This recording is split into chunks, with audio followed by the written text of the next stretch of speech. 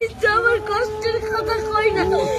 এডি হইছে কাকা, আমি মানুষের হাতে পাও ধরলেও বাসের মধ্যে উঠে পাও ধরে ভিক্ষা চাই।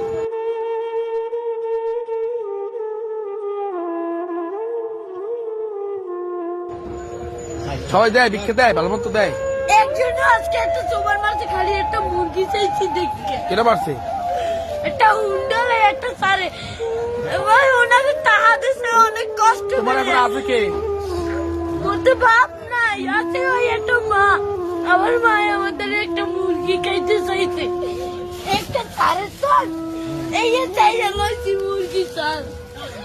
কখনো কখনো একটি ভিডিও পুরো জাতির বিবেককে নাড়িয়ে দেয়। কয়েক সেকেন্ডের একটি দৃশ্য যেখানে একটি ছোট মাদ্রাসা পড়ুয়া শিশু কাঁদতে কাঁদতে বলে, আম্মু আজ মুরগির মাংস খাইতে চাইছে। সেই কথাটুকুই যেন লক্ষ মানুষের বুক ভারী করে দিয়েছে। একটি শিশুর এতটুকু চাওয়া, অথচ তার জবাবে সে পেল নির্মম এক চর। এই ভিডিও আজ শুধু একটি ভাইরাল ক্লিপ নয়, এটি বাংলাদেশের সমাজ ব্যবস্থার এক নির্মম আয়না। সামাজিক যোগাযোগ মাধ্যমে ছড়িয়ে পড়া ভিডিওটিতে দেখা যায় একটি ছোট ছেলে এক মোটরসাইকেল আরোহীর কথা কাঁদতে কাঁদতে বলছেন, যিনি সেই শিশুটিকে মুরগির মাংস খেতে চাওয়ার অভিযোগে চর মারেন। সে জানায় সে সকালে মাদ্রাসায় পড়ে, এরপর ভিক্ষা করে নিজের আর মায়ের খাবারের ব্যবস্থা করে। আজ তার মা মুরগির মাংস খেতে চেয়েছেন। এই সামান্য চাওয়াটুকু পূরণ করতেই সে সাহায্য চাইছিল, কিন্তু সাহায্যের বদলে মোটরসাইকেল আরোহী তাকে সজোরে চড় মারেন। এই শিশুটির নাম বা সঠিক ঠিকানা এখনো জানা যায়নি। ভিডিওতে তার কথাবার্তা ও ভাষার টান দেখে অনেকেই ধারণা করছেন সে সম্ভবত বরিশাল অঞ্চলের। সে জানিয়েছে তার বাবা নেই, মাই তার একমাত্র পৃথিবী। এই অজানা পরিচয়ই আমাদের সমাজের আরেকটি নির্মম সত্য তুলে ধরে। এই দেশে কত শিশু আছে যাদের অস্তিত্বই রাষ্ট্রের খাতায় কলমে নেই। শিশুটি জানায় সে সকালে মাদ্রাসায় পড়ে এবং রাস্তায় নেমে এরপর ভিক্ষা করে। এটি শুধু একটি শিশুর গল্প নয়, বাংলাদেশে হাজার হাজার দরিদ্র শিশু একইভাবে শিক্ষা ও জীবিকার দ্বৈত বোঝা বয়ে বেড়াচ্ছে। শিক্ষা যেখানে হওয়ার কথা ছিল মুক্তির পথ, সেখানে অনেকের জন্য তা হয়ে উঠেছে টিকে থাকার লড়াইয়ের অংশ। দারিদ্র্য শুধু অর্থের অভাব নয়, দারিদ্র্য হলো স্বপ্নের সংকট। এই শিশুর মায়ের মুরগির মাংস খাওয়ার ইচ্ছা আসলে বিলাসিতা নয়, এটি একজন দরিদ্র মানুষের বহুদিনের জমে থাকা একটুখানি আকাঙ্ক্ষা।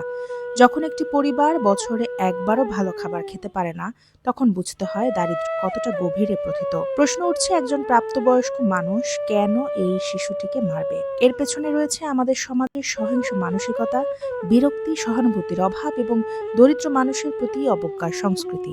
আমরা অনেক সময় ভিক্ষুকদের মানুষ না ভেবে ঝামেলা হিসেবে দেখি। এই মানসিকতাই এমন ঘটনার জন্ম দেয়। এই একটি চর শুধু শারীরিক আঘাত নয়, এটি একটি শিশুর আত্মসম্মানে গভীর ক্ষত তৈরি করে।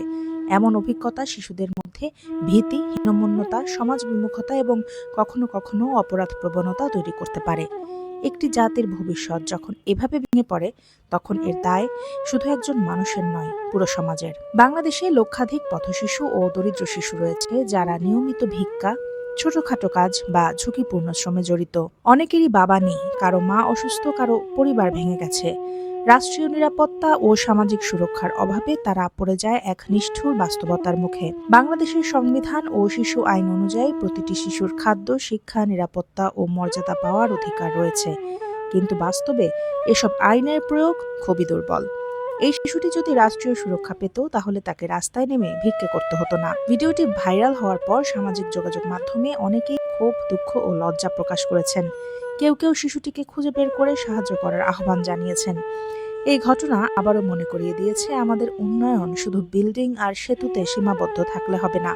মানবিক উন্নয়ন ছাড়া কোনো উন্নয়নই পূর্ণ নয়।